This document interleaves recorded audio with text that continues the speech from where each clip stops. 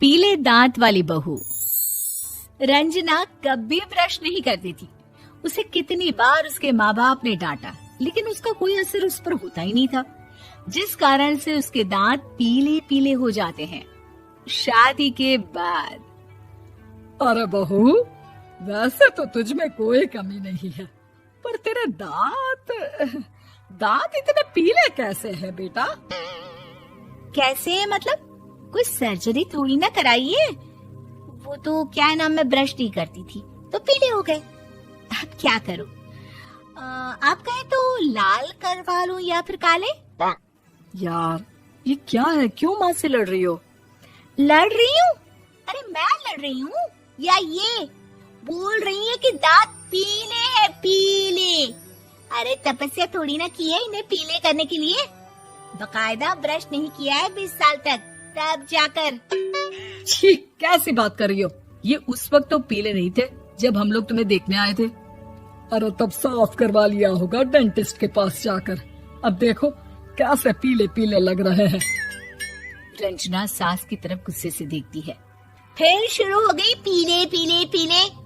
अरे पीले तो तब भी थे जब मेरे हाथ का रसगुल्ला उड़ा उड़ा कर खा रही थी और बोल रही थी, लड़की नहीं गुणों का खजाना दे रहे भाई साहब आप।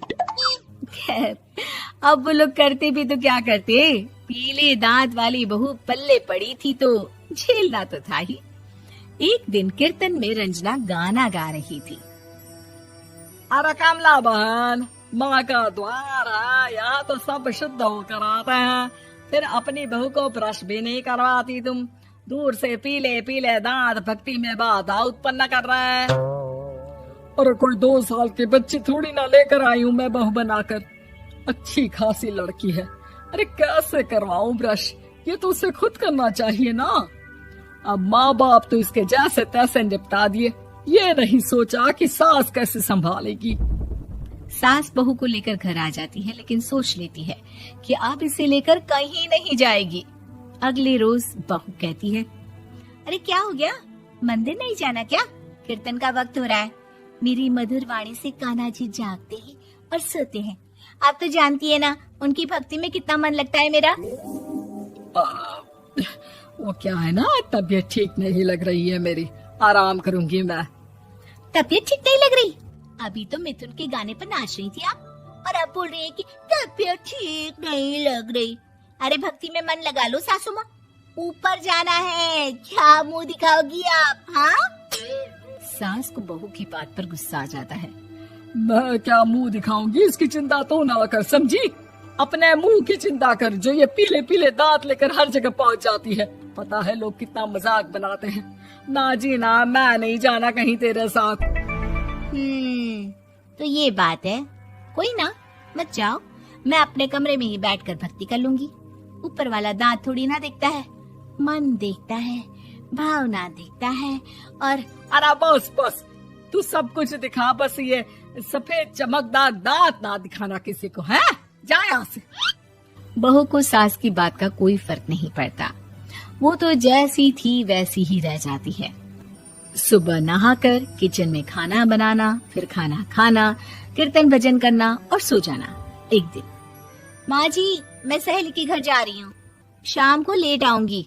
हाँ हाँ तो जाना, मैंने कौन सा तेरी आरती करनी है घर पर बैठकर।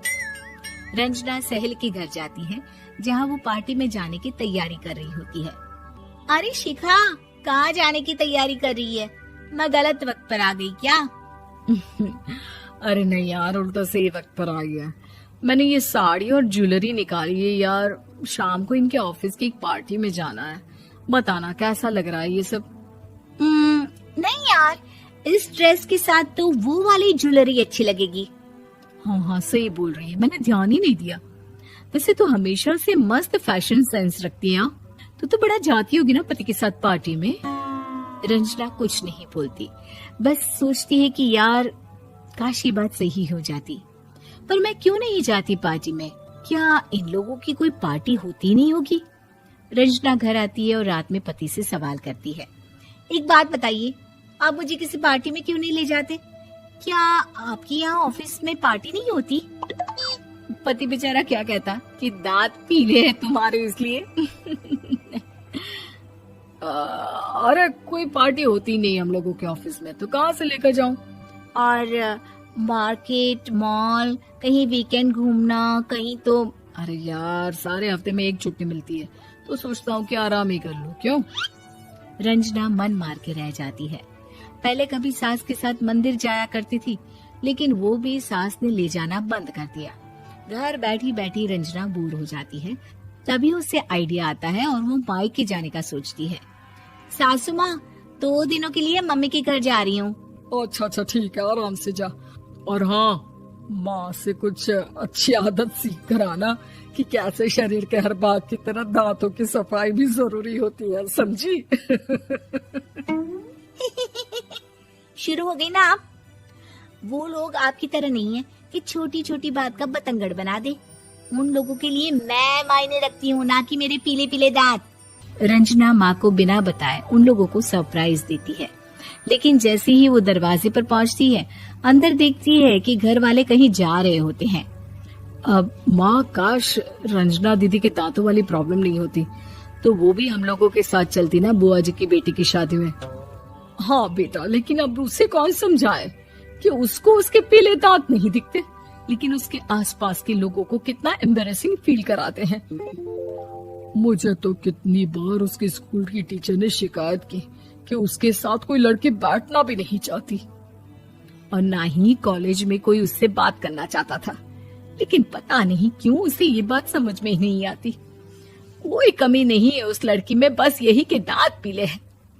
वो तो भला हो जीजाजी और उनकी माँ का, जो दीदी को जैसी है वैसे ही रखा हुआ है। रंजना को अपने घर वालों की बात सुनकर बहुत दुख होता है। वो सोचती है कि वो क्या करे, लेकिन फिर वो सीधा डेंटिस्ट के पास जाती है, अपने दांत चमकाती है और कसम खाती है कि वो रोज ब्रश करेगी। अरे क्या हो गया? तुम तो 2 दिनों के लिए गई थी ना, पर कोई ना, अच्छा है, चलो आ गई तो। रंजना सास के सामने आकर खड़ी हो जाती है और पूरी स्माइल करती है, उसके चमकदार दांतों को दिखाती हुई। चले मंदिर। माँ, मुझे माफ कर दीजिए, मैंने आप लोगों को बहुत एम्बैरेसिंग फील करवाया। मैं आज से रोज ब्रश करूंगी।